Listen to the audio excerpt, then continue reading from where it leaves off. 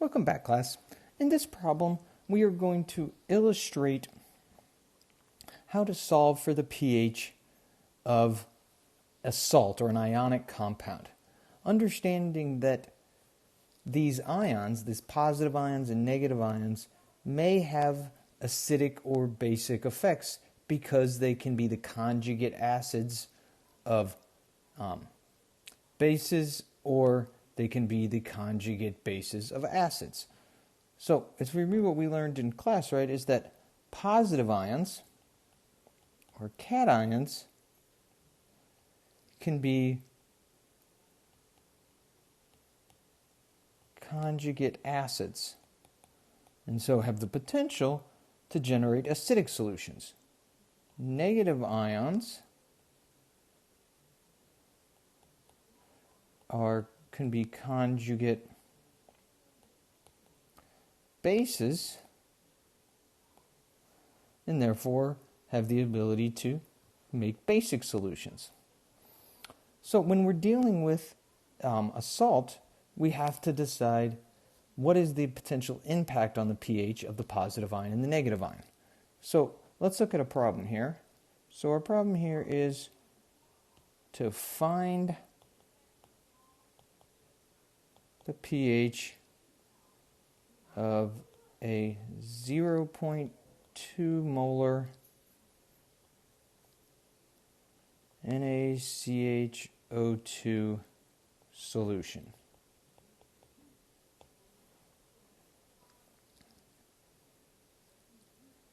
Okay. So we now have the ionic compound that we're interested in, the salt. And so we can break it down. So the two ions here are sodium ion and CHO2 minus ion. So what are these the conjugates of? Well, sodium is the conjugate acid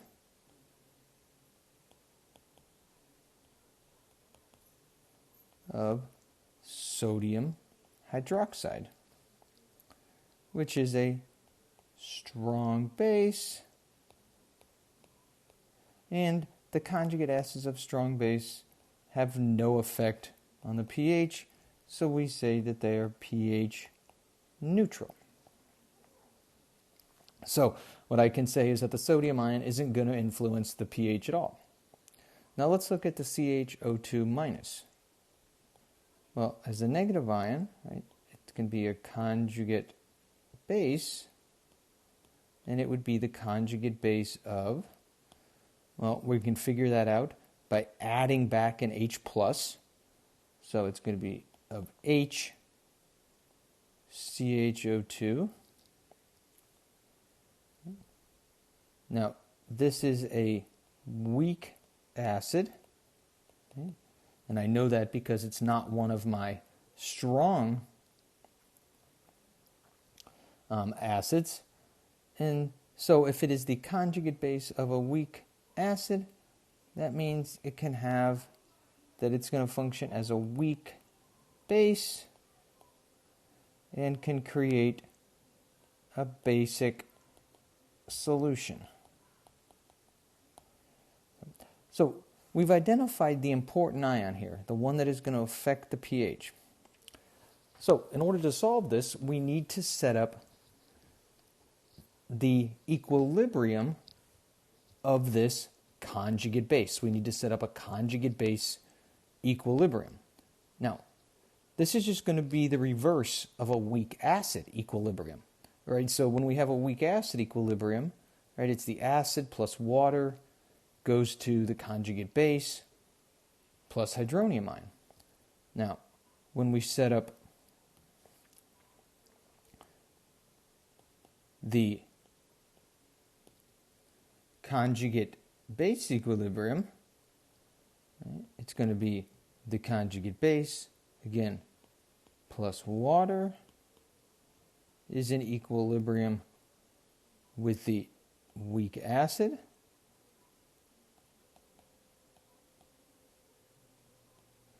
plus now hydroxide ion, right?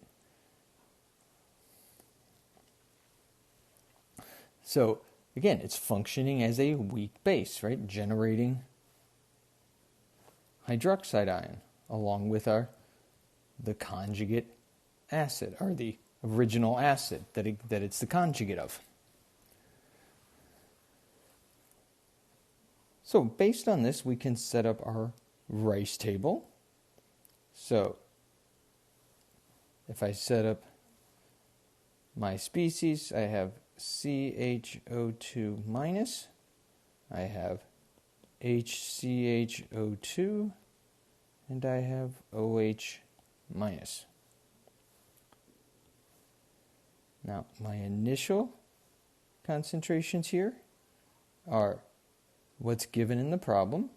So I have a 0.2 molar concentration of this ion, and I know that because my salt was 0.2 molar, and each mole of this salt is going to generate 1 mole of my CHO2, and so this concentration is going to be the same as my salt concentration, so 0.2, and at the beginning of this, right, this is going to be 0, this is going to be 0. Now, this whole trend should start looking very familiar. So this is going to go down by x. These are both going to go up by x because we have a 1-to-1-to-1 stoichiometry. So that means the equilibrium concentration here is going to be 0.2 minus x. Here it's going to be x and x. Now, one of the issues here is we have a weak base equilibrium essentially here. Right? We call it a conjugate base equilibrium, but it's essentially a weak base equilibrium. So that means we need a Kb value. But the problem is you're not going to be able to look up Kb values of these ions. So we have to calculate the Kb. Now, a useful expression, right, is that the Kb, or the Ka of a weak acid, times the Kb of its conjugate will equal Kw.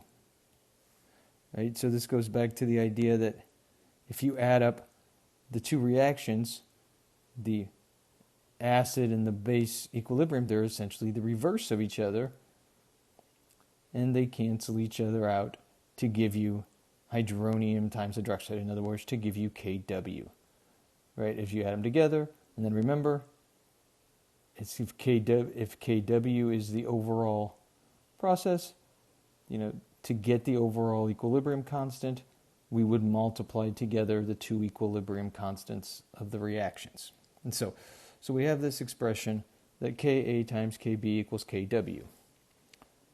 Now, if I look up in the back of the book, I can find the Ka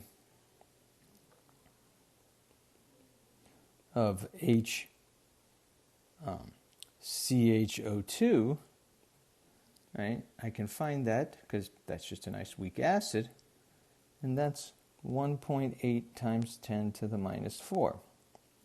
So if I want to find the Kb of its conjugate base, right, that Kb is going to equal Kw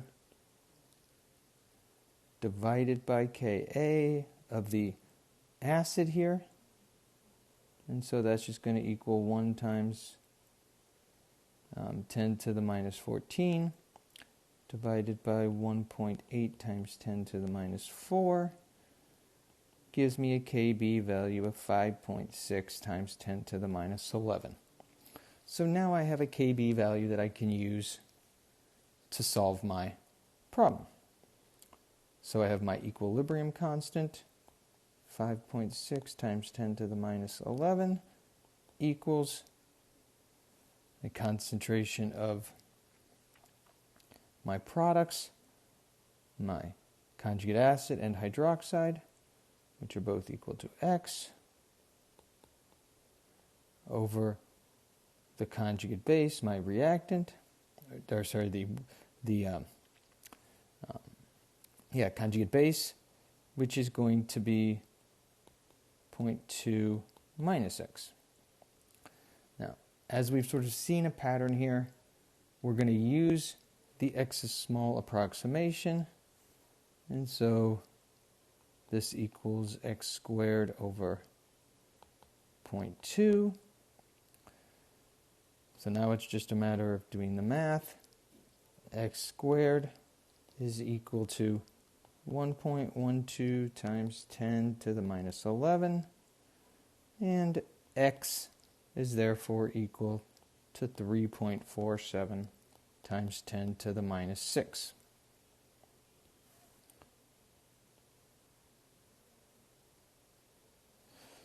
So now if we look here, we can see that x, right, is equal to the hydroxide ion concentration.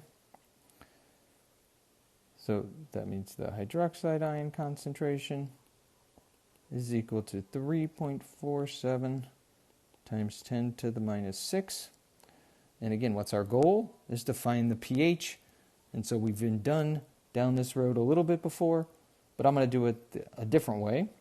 I'm going to, instead of going through Kw, I'm going to go through the pOH just for fun. So the pOH equals the negative log of the OH concentration. And so if I take the negative log of 3.47 times 10 to the minus 6th,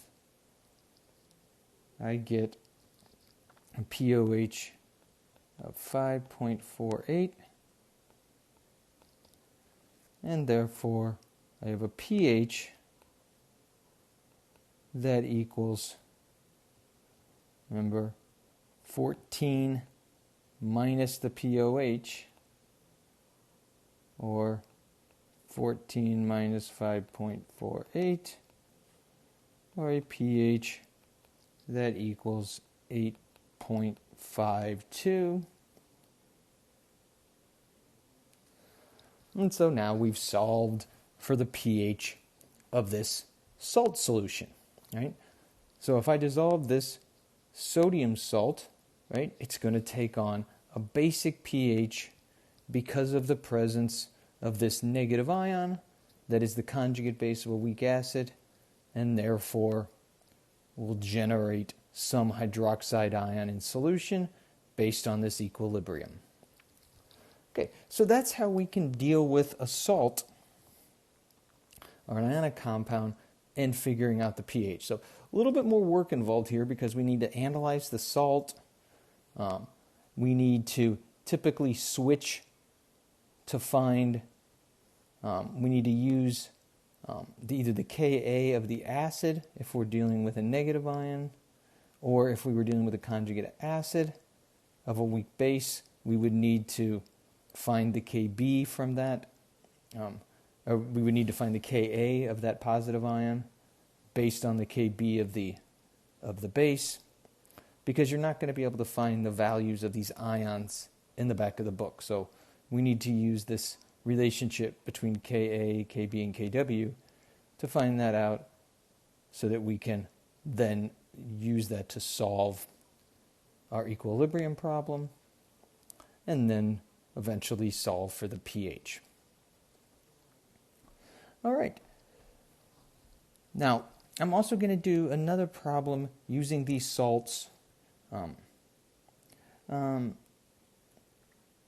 actually, I'm going to do that in the notes, so ignore that. That's already in the notes. The other skill is just simply what we did at the beginning of the problem, is looking at a salt and figuring out if it's going to be acidic or basic. And that's essentially just doing this first part, right? Where we do the analysis to understand that, okay, in this case, one of the ions is pH neutral, the other one functions as a weak base, so we're going to get a basic solution for this particular ionic compound. All right, well, hopefully this problem, along with the other ones, have helped give you a starting point, give you an example. Again, as always, I encourage you to work more practice problems, work through the problems in the book, And of course, the homework will give you some additional help as well.